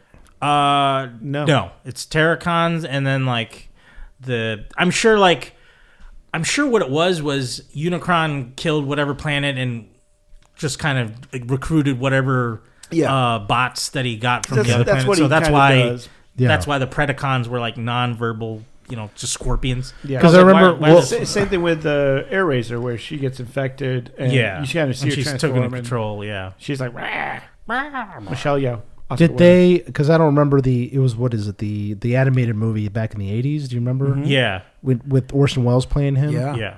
Did he also have bots that he had recruited? I don't Yeah, remember he anymore. picked Megatron out of space. Right, and a right, few right. of the- That's what it. Well, because he turned- Megatron is floating Yeah, through space, and right? changes him to Galvatron. Right, now I remember it. Yeah, But then he that also- was a good movie. And That's the that's Seekers, too, yeah. that's what I want to see. Just give me a movie of just the bots. Yeah, I don't care about your humans, dude. I'm telling You you, know? the first Just remake the 10 animated minutes version. of Bumblebee is the movie you want to see. Right, so I saw that clip that you guys showed me. Yeah. Yeah, There's- That's the best. They I just want to see that. Just let me show. They show me a that. second clip like later in Bumblebee of more Yeah. of the fight on Cybertron. I was like, That's yeah, the this is- best movie ever. And, It's that 10 minutes. Yeah, and I just think that they could have went about this movie a whole lot better. Like, if anything, they should have followed the Maximals the whole time from that other planet to planet Earth when it's like there's barely any humans, and then show the Beast Wars. Show that first. Then like time passes and some of them die off, and that would have been more interesting of just to see them grow and learn how to adapt on Earth. And then we'll get the sequel where they meet up with the Autobots and another thing is, why are they so huge? Because in Beast Wars, they're the size of the animals. Right. Like an ape is the size of the ape, a cheetah is the size of the cheetah. Maybe they're a little bit bigger, maybe a little bit, but not like the size. They're standing like half the size of. Well, this is the problem when you have them fighting alongside Autobots. yeah, Because then, because Autobots are so big. you would Yeah. have them looking up to Optimus, being like, "I'm Optimal Primal," Yeah. and you're like, "What?" But if you think about it, though, this is what they could have done: have them small, right? Mm-hmm. And then when they say maximize, they get bigger because what? They're more than meets the eye. Not hard to do. More than meets the eye. Not hard to do. Not very hard to do. They could have been the same size as, freaking Optimus Prime if It's like, oh, I'm just an ape. I'm just an ape running around the jungle. Looking silly. And then Maximize is like, oh, shit, that's a giant and even robot. when they're in beast mode, they're very metally. Like, yeah, that's true, too. They don't look like beasts. They don't look Right. like, yeah. They're obviously like, oh, you're a robot. Yeah. Oh, There's no disguise. You're an alien or some kind of mechanical thing. Yeah. Yeah. Yeah. You're obviously not an animal. Okay. So where do you guys think they're going to go next? Oy. With the way it ended, possibly Decepticons finally. I mean, there was that's the thing. Decepticons were in Bumblebee. They killed those off though. Yeah. And Megatron isn't around yet, so I think maybe Megatron will come in somewhere. I mean, the timeline's kind of matching up to the first one. Well, now, that's what I don't. Because they did this one in '94, and the first But since is 2007. since they have the Maximals traveling back in time, maybe that's gives Some its own timey-wimey multiverse, and then you get a different Megatron. You get the Tyrannosaurus Rex I would love that. I would love That'd be that. dope, yeah. I loved. Okay, not a lot of people like this show, but I love Beast Machines. That was the follow up of Yeah, Beast where Wars. they Right. end up going back to Cybertron, and Megatron is kind of taken over Yeah. because of time dilation stuff. Like they go back and all the Autobots are destroyed, and it's just a few of the Maximals are left. And it's kind of like they're like. I enjoyed that. Mm-hmm. I just didn't enjoy the look they gave them. The techno-organic stuff? Yeah, it was, I like that. I mean, it was interesting, but I was so adjusted to the Beast War look, and But that CGI was terrible. I do remember that. I never watched it, but I do remember seeing clips of it. But that's the thing. It was, even though it didn't look amazing, it was just very endearing with just the. It got you in the feels. It's very the Just looked like Reboot. I mean, yeah, I loved Reboot. Reboot was great too. But Optimus Primal, he was my, for the people who grew up on Optimus Prime, he was my Optimus Prime. And so I just, the way he you grew with him in the 3 seasons that it lasted, I was like, oh, this is great. And I was happy to get more of him in Beast Machines. It was just I was like, okay, I just wish, I don't know, the Cybertron didn't have as much personality as I thought it was going to have. Right.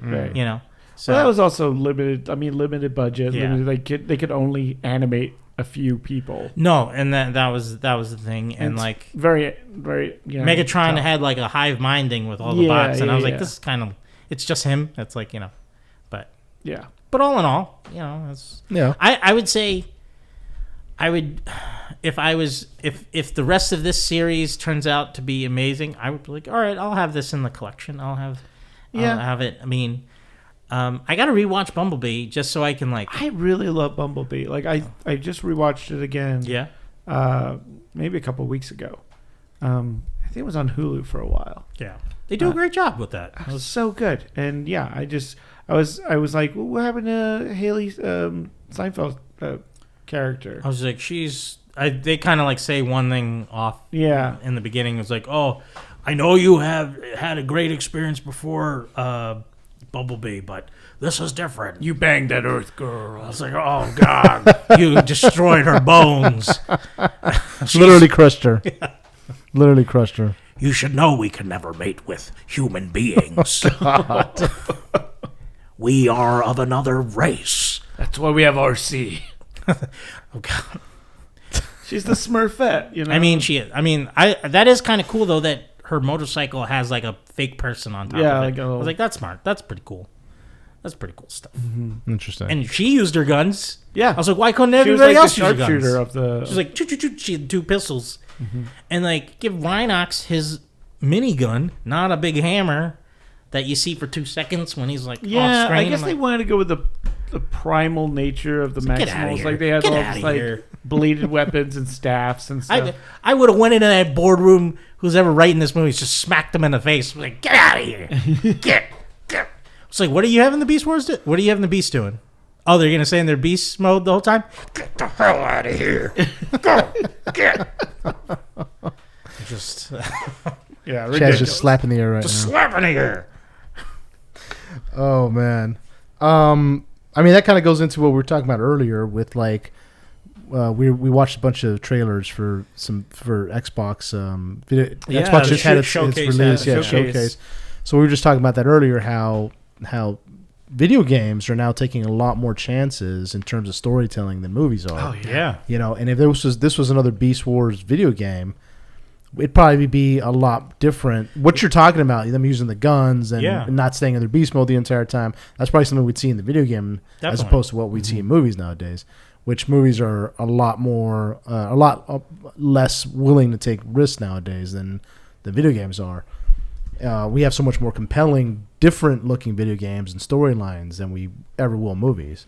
Which I think Into the Spider-Verse is one of the rare exceptions. Yeah. I mean, that's why it's a standout when everything else is starting to look more and more like a Pixar movie. Right. Yeah. Like, everyone's got that kind of staring like, oh, everyone could be a little rubbery and bouncy. And, like, you know, Into Spider-Verse is like, no, we're going to change frame rates of different parts, and it's going to be like, I love the look of like Spider-Man 2099 had a great look where it was just, he looked dangerous. You know, every time he huge, imposing. You know, like, I dug it.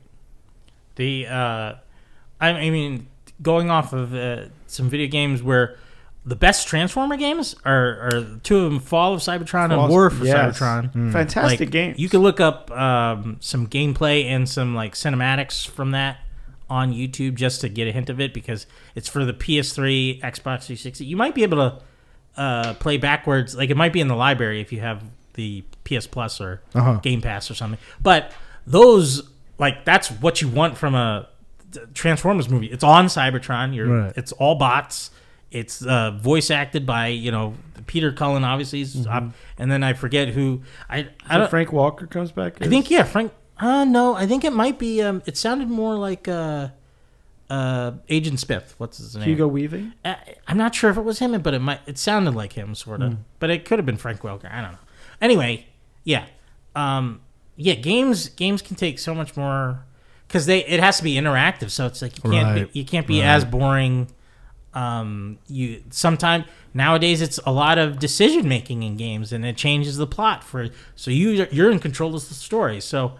You know, I think their games today are more attractive than most movies and TV shows because you could just take it wherever you want. You could make your own character and take them through the journey you want them to go through. You can explore how you want to see the world, you know. And there were some games we saw like recently in that showcase, like Starfield, where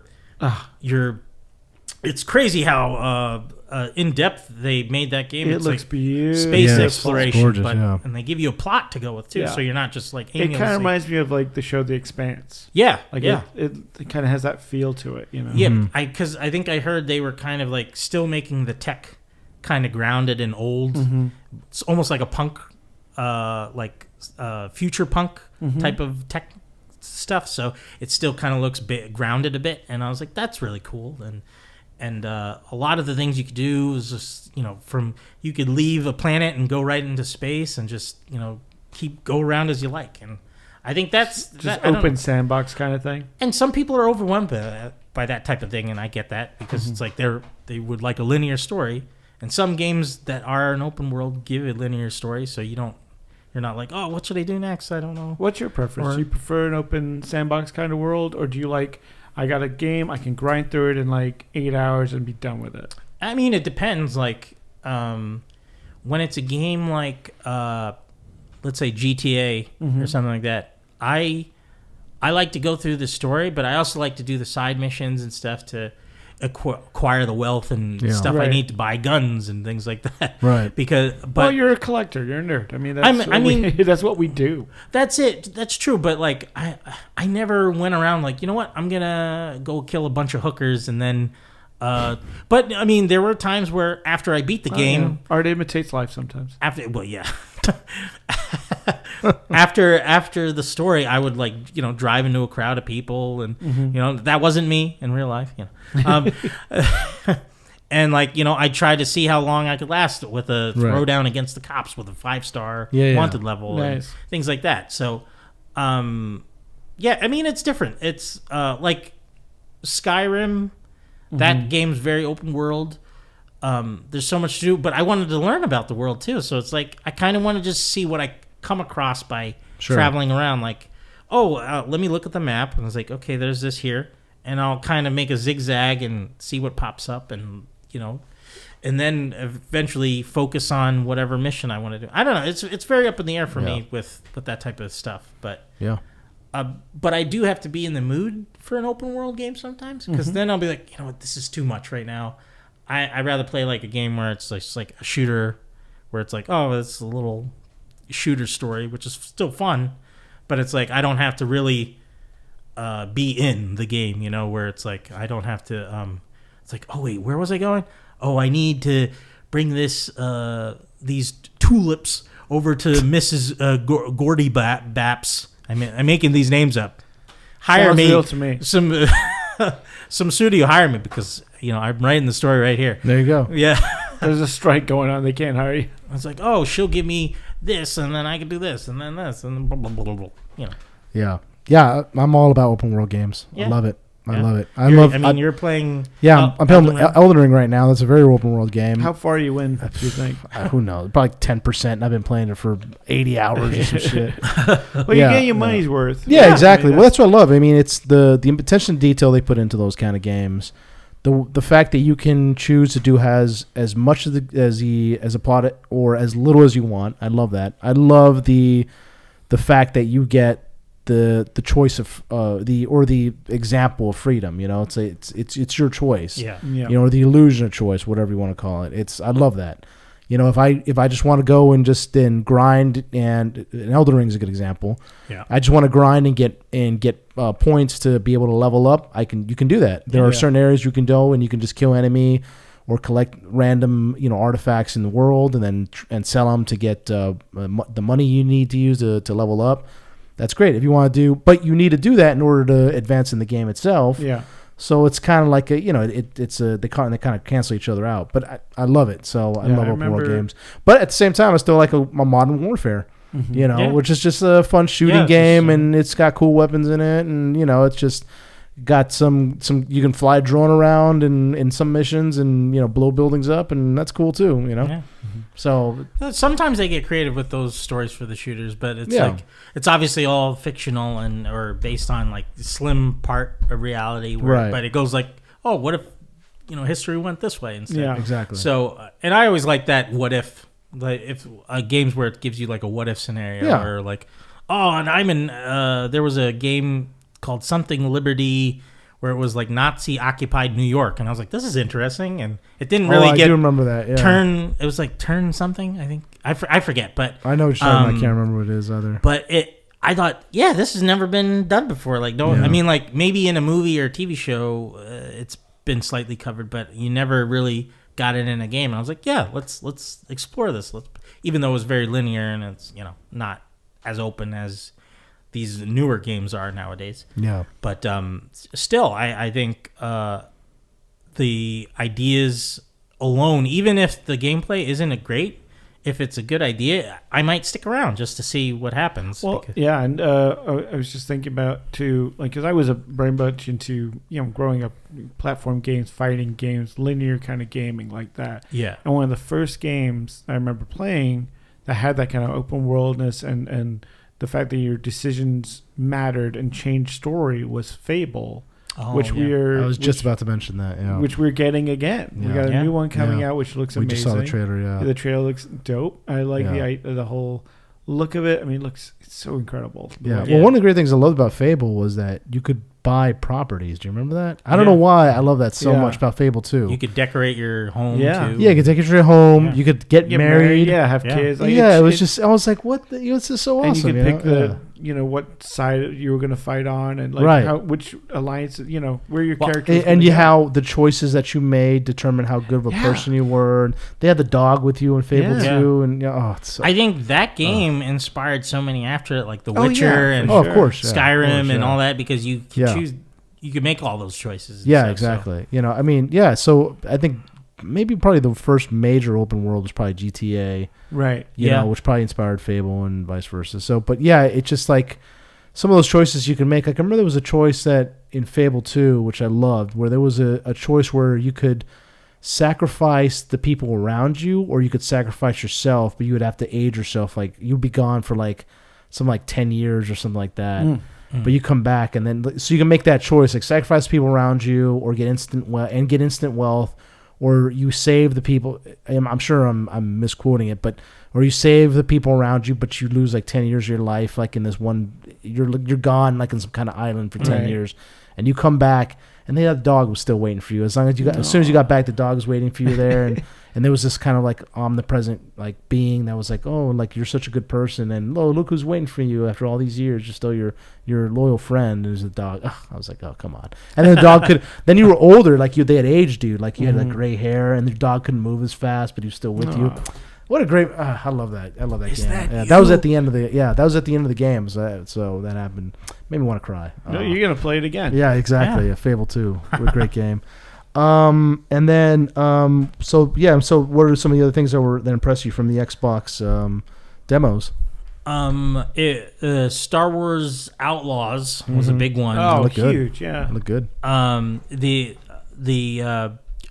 Like every aspect of the game looks amazing. Where it takes place between Empire Strikes Back and Return of the Jedi, which is a great time to explore because it's rarely explored. Right. Although you did mention that they explored it in a book or comic book, or it was a comic book series that came out. It was the Era of the Empire. Yeah, Era of the Empire. Okay. Yeah, it was. I think it came out late '90s, early 2000s, somewhere around there. It was a multi. Yeah. It's an interesting thing because it was a multi-tier thing. It was a video game series, a book series, and a comic book series. And they decided to do it all kind of tying in together. Oh, really? It was like 94, 95. Right. Oh, wow. And I think they had action figures as well. That sounds right, yeah. Because it was like that 5-year period between the movies. Yeah, and they were like, well, what can we do? Right. And then so it showed Vader going after, he was going on side missions. Yeah. They had some of the major characters from the movies doing things, like going on missions themselves. They had like unknown characters who were like altering the course of events. Right. Yeah. Dash Rendar. Dash Rendar was a big one. He was also big like after Return of the Jedi. Because obviously I have a Dash. I still have a Dash Rendar. Carbonite, so they had to get like a Han Solo like character and Han Solo. And then there was what was that gang syndicate that he was involved in? Dark Sun? Black Sun. Black Sun, that's which it. Which they've kind of brought into the Solo movie. Right, exactly, yeah. But is all this that you're talking about now considered like legacy? Like that's all gone. Yeah, they got rid of it. Yeah, okay. Someone at Lucasfilm, who shall not be named, got rid of all that. Yeah, so yeah, great decision. But they're slowly kind of folding things in. I mean, because there's not a whole lot they have to, because there's not a whole lot of stuff they can pull from now, because they got rid of so much stuff. Now it's like, oh, actually, that was a great idea. And I'm waiting for Dash to show up. Dash was such a great character. I still have my Dash Rendar figure too that I got. Yeah, really cool. Or Kyle Katarn. Isn't he? Am I making? Isn't he a character? I think from one of the games, maybe like the N64. Probably, it sounds familiar. I could be totally off, but the Outlaw game though is very open, like as open as Starfield is, in the sense that you work for the syndicates, you can make deals and decisions that change the plot of the story, and you're with your little furry companion that you run around with. You can run out of a building, hop on a speed bike, and then you could get to your spaceship, just shoot off into space and get into dogfights, and you know it's a whole. It's supposed to be like GTA, but Kyle Katarn, yes. Sounds familiar. He was a character from the Star Wars Dark Forces game. Yes, Dark Forces. Yeah. Oh, it was on it was a disc-based game. I think it was like PS1. Right, that sounds familiar. Yeah. So, I know you didn't have a PS1, but neither did I. I didn't have one. No. I had a 64. I know. You like to rub it in our faces that you didn't get to have the cool stuff. So I did not. I was just trying to. I had to buy my 64 with my own money. Yeah. And then I had to ride it back to gang infested territory. And you guys were all laughing at me. Fuck you guys. But you never opened it. You never even opened it. And I had to put it away every single evening so my mom wouldn't see it. Yeah. You hid it. You hide the evidence. Yeah. But anything else you guys were impressed by? Wasn't there a tower of... So there was a game that I really like the look of, which is called Towerborn. Yeah. And it's beautiful. Like, it's very kind of Settlers of Catan from what I've been seeing. Like, you have this tower which you guys you're born into and live in, and you're set out in little raiding parties to kind of find supplies and stuff for your tower. And it's, you can create kind of a home to live in.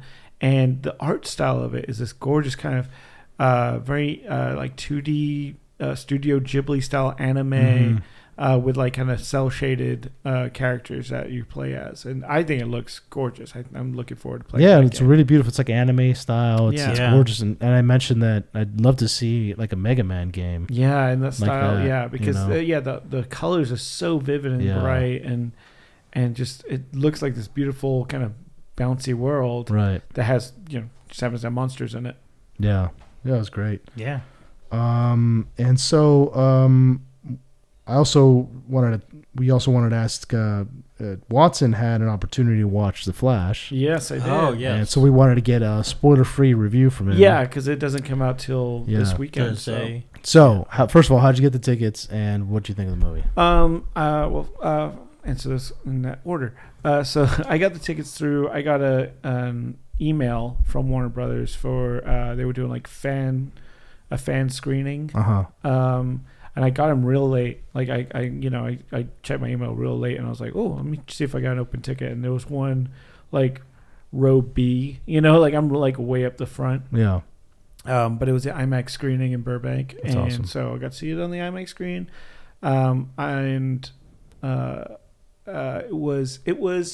It was very good. I will say I'm not going to spoil anything in the movie. I enjoyed it. Being a big DC fan that I am, I was looking forward to this movie anyway because of Michael Keaton's comeback. I mean, it's the movie I've been waiting for. We've all been waiting for 30 years. Yeah. The crowd was, they were all there in full force for what Keaton shows up on screen. There was hoops and hollers. There was a lot of that. There was people in cosplay, which was kind of cool to see. Anybody in Batman costume? A few Batman. Were you in Batman? I wasn't. No, I was wearing my Flash jacket. So okay. But because I had to go to work right after that. But I know it's hard to go to work dressed as Batman. Yeah. Hey, I mean, I would Still love cool. to have Batman on my crew. Yeah, it would look cool. Oh boy. Who else was there cosplaying? What else did I see? Yeah, there was a couple of Batman. I saw one guy dressed was like the Dark Knight, like Christopher Nolan Batman suit. Okay. And I was really? like, interesting choice. It was like, boo. But yeah, a couple of Jokers and stuff like That's that. cool. In the crowd. So it was kind of neat. It was. I didn't see anyone dressed as the Flash. Weirdly enough, at the Flash movie. I mean, how do you get on that WB fan list? I don't know. I think it's. I don't know. They just track your information. Like, this guy's a big DC fan. We gotta get him. Big nerd. We gotta get him into the theater. But from what I've been hearing, He's bought plenty of our toys. they've been doing a lot of these screenings recently. I mean, I thought I was one of the first ones, and they've been doing it for the past couple of weeks. Oh. So obviously they think this movie's gonna do well enough. To show it off. So I know somebody who got in as a press. Yeah. But a couple weeks ago, it wasn't even the finished film. They had no credits. It had no opening or ending. Oh wow! It was just like the raw film. It had music and everything. Right. But it was just, and so that's when I told you there was an industry insider. Right. And I was like, holy shit. So yeah, when the movie ended, it just ended. There was no credits. Oh wow. Yeah. Okay. Let me ask though, of the DC, of all the movies in the DCU, and that's like excluding Joker and the Batman, where do you rank this against the other DCU movies? Yeah, that's a good question. That's a good question. It's interesting because it's a very it's hard to pinpoint what to say without spoiling anything.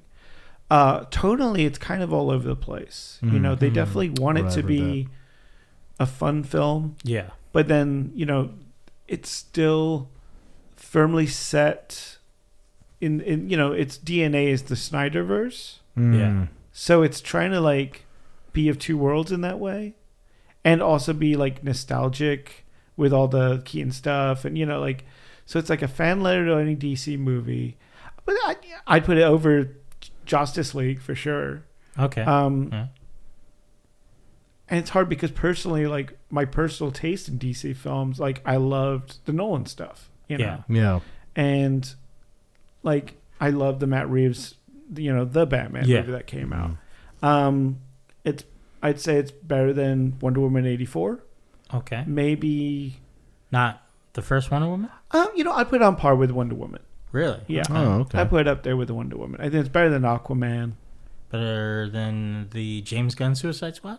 Ooh, I really like that one. No, I'd put Suicide Squad ahead of it. Better than Man of Steel? No. Oh, wow. Okay. Wow. No. Man of Steel is really good. I love Man of Steel. I think it's a great Superman movie. Yeah. I mean, it's flawed too, but you know. This isn't spoilery, but the same person that went to the press screening told me that you just kind of got to push through the first hour of the movie because it's all Ezra. Yeah. Who can get a little annoying, as we all know. Yeah, I mean they do a really great job with writing the movie about, like, because this is the Flash that we've known from Justice League. But they're able to kind of give you a bit of an origin story as well. Right. And they definitely talk about, the death of his mom and everything like that. And that relationship between Ezra and the parents is beautifully handled. And so I didn't mind that first hour at all. Like, I know a lot of people are just like waiting to get to the action and get to Keaton, but it's like it's still with all the. You still think it's worth it to sit through that first hour? Yeah, absolutely. I think it's got some really good stuff. It's just hard to separate the actor from the character at this point. Yeah, because there's so much out against him. I'm sorry, them. Like it's hard not to have that, in your mind. Well, also Warner Brothers also didn't have Ezra be at any of the press. Anything. The only thing that they was at the premiere. That's the only thing that Ezra showed up at. That's it. Even then, I think it was like quick. It was because they couldn't avoid it. So yeah. Well, I'll say even before this movie was being made, I already had a little bias against the Flash that we got in Justice League because I'm used to the cocky Flash. You're like the Wally West fan. The Wally West, the one we got in the Justice League animated series. Yeah, right. I love that Flash. That's Flash to me. Right. And like to get, because I've heard that this Flash is very awkward, socially awkward, and they could almost be said to be Aspergery from time to time. Yes. And they tone it down a lot. Oh, they do? In this one. Okay. And then heighten it at the same time. It's hard to say. Yeah. So it's hard not to say any spoilers. Sure. Yeah. No, that's fair. That's fair. I can't wait for you guys to see it so we can actually have a good discussion. It'll be a couple episodes from now, but we'll be able to talk about it when we've all seen it. Oh yeah. But yeah, so once Keaton shows up, it becomes a different type of movie, is what I've heard. Because now everybody's like, hell yes, here we go. Yeah, I mean that's when the action really comes in hard and heavy. And also because obviously we all know 89 Batman, how stiff he was, and I heard it's completely different. It's basically it's Reeves Batman. Yeah. In the 89 form, so we finally get to see, and in also Ben Affleck's Batman. Yeah. So how we finally get to see 89 Batman move the way that we always wanted him to. Right, exactly. I can't wait. And strike from the shadows, and being a nerd and a cosplayer every now and then, I definitely eyeball the suit, and his the Keaton suit now. I mean, you can tell the construction's different. The suits have come a long way since 89. No. That was like a singular piece of, rubber. Right. Yeah. This, you can see it segmented at the chest. And so I believe the chest might be rubber, but the rest of it is kind of just like rubber plated on top of material. So he can actually move. So you can see he's more mobile than ever, and yeah, it's they. He couldn't even turn his head in the original one. No, yeah, it was yeah. Is this a movie you'd watch again? Yeah, I was gonna say if you guys want to go see it, we can go all together. I'm down. I'm down. The is this one? I mean, I guess it's you would buy it because you're a big Keaton fan. But I was just about to ask if is this one you would add to your physical media collection? Your That's a good question. Disc? Yeah. Would this would you be get on the your suit? shelf? Yeah, this figure. That's a no. The suit or Yeah, the suit. Yeah. Yeah, I would, and yes, it would be in my collection. Will I be running out to get it? No, I think I'd still run out to get Guardians 3 before this. Really? I think if I ranked the movies, the if we do a ranking of all the geeky movies of the year, it'd be fun to see where this ends up on my list. Now, it's funny you bring up Guardians. I kind of want to ask, on a scale from DC to Marvel, how would you say this Flash movie, does it fall toward the feel of a Marvel movie or falls closer to DC?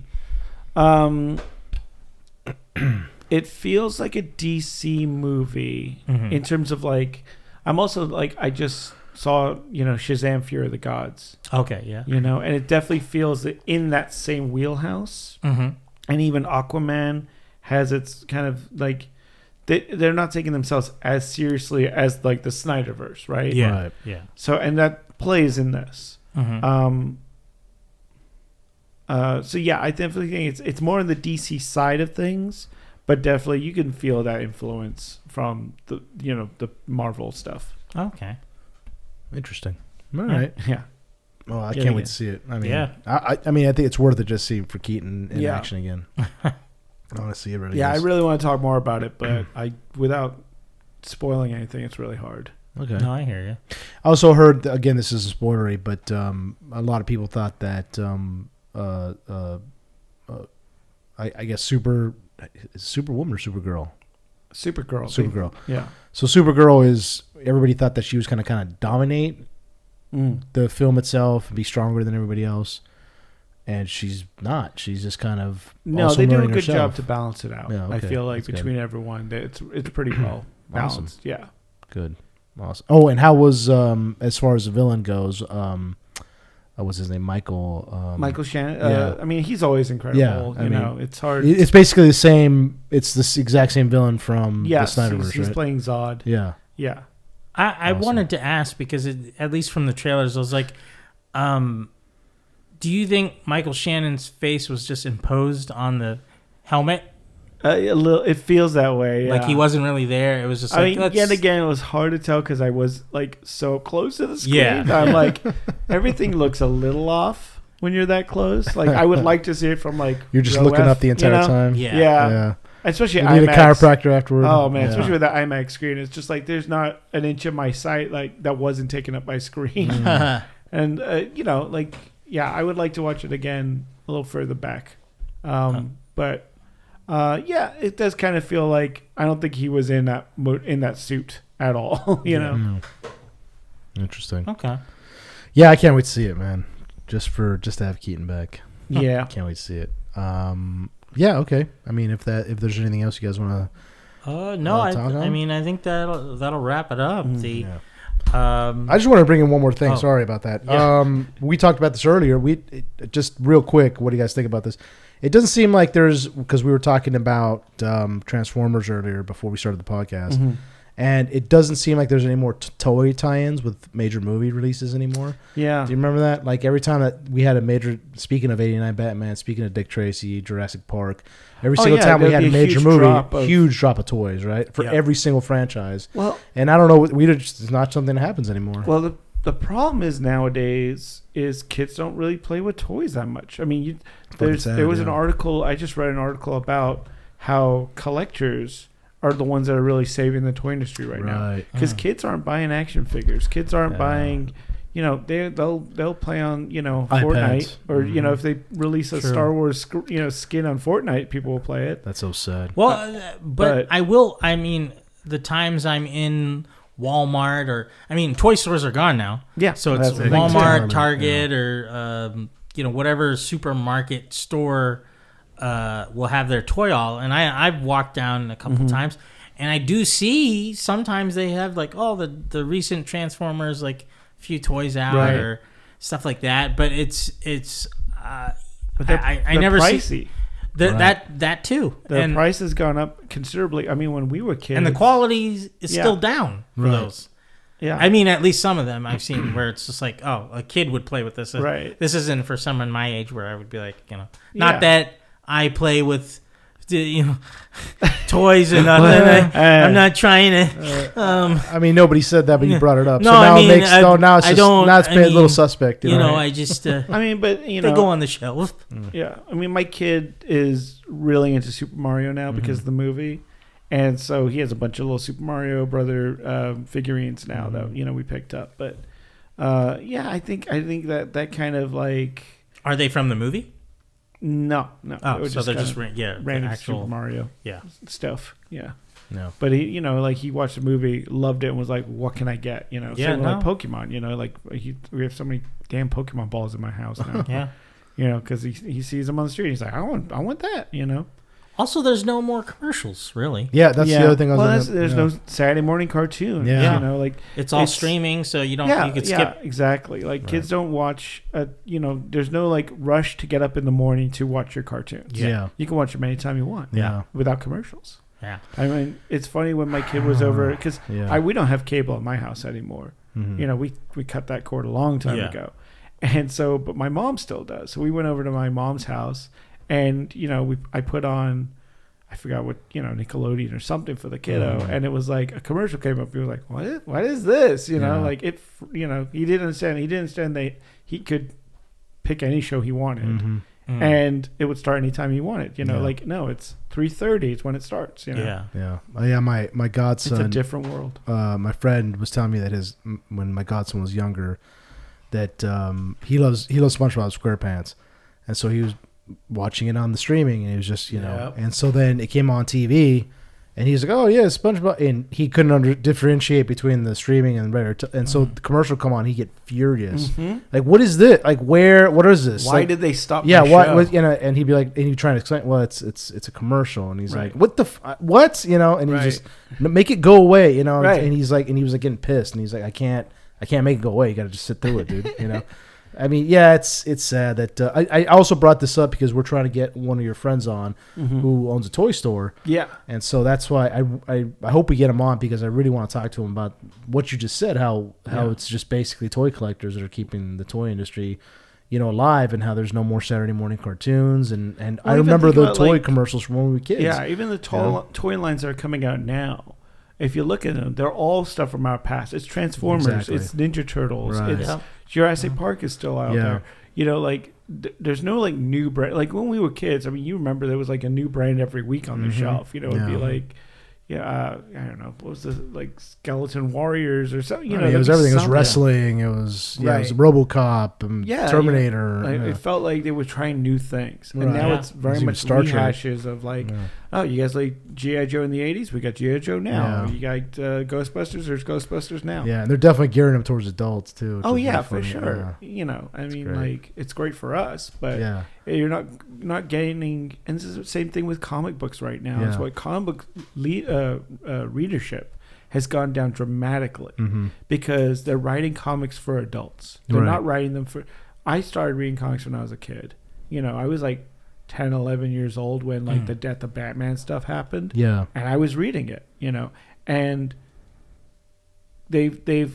the art form has moved on with the readership since then, right? Yeah. But they don't seem to be wanting to get any new readers. And that's where we're losing people left and right. Yeah. Comics aren't coming off the shelf anymore. What used to be a kid's business is now it's for catering for adults. I'd have to slightly disagree with that, only in the sense that with the political climate nowadays, where ways of thinking are changing, and like what's wrong, what's right, and people finding new parts of themselves, they are kind of adapting those old characters to be that, but it's not drawing them in, right? Because you could tell from outside that you're only doing this to. There's nothing more in depth to it than the cut, the cut and paste, pretty much. So, I mean, I think they're trying, but they just don't know really how, or at least it's just gonna go to the more indie. More indie books where it's like based off our cartoon, where it's like you could get a SpongeBob comic, or you could get, that'll pull them in because they'll see it on a shelf. Like, I want that. I recognize that. Yeah, I like that, or Right. I mean, I was in a comic book store. I forget how long ago, but like, the person who works there would recommend to the person purchasing a comic for their kid, like, what do they like, and try to sell it that way, and. When I worked at the Perky Nerd, I remember when Into the Spiderverse came out. I was working in the store, and we had so many new people come in the store, especially kids, and especially kids of color coming in, going like, "I want to read about characters like me," and I could say there's like Moon Girl or or Miles Morales books and stuff like that to pick up. And I don't know if that's still going on. They actually said that though, like me. Yeah. Oh, really? Yeah, I talked to parents that would come in. And, oh wow! Like as a kid, I never. I mean, maybe it was people had a better imagination back then, in the sense that like I didn't have to have them look like me. I could just imagine. Oh, if I was them, or I am them, or I don't know. Like, that's why sometimes there's a disconnect with me when I was like when people say they need to see a picture, representation. Representation, like just to imagine it, that's the power of the mind. I got it too. When I was growing up Latino, I thought the same thing. If I saw a Latin character, I'd be like, oh, that's cool. Yeah, and that's it. Yeah, like, oh, that's cool. No, I was like, and then I just move on. Like, but that's cool. Kind of the beauty of the Spider-Man design, because he doesn't have any skin showing at all. Right. He doesn't have the bottom of the mouth or anything. Yeah. So everyone could see themselves as that character. Yeah, exactly. Exactly. Yeah. Well, I hope that we get your friend on at some point. We can really discuss toys. Out, so that's awesome. Anything else you guys want to put out there? No, that was it. Thank you for. Anything else you guys want to come to? All right. Yeah. Well, thank you guys for listening to another episode of Enter the Nerddom.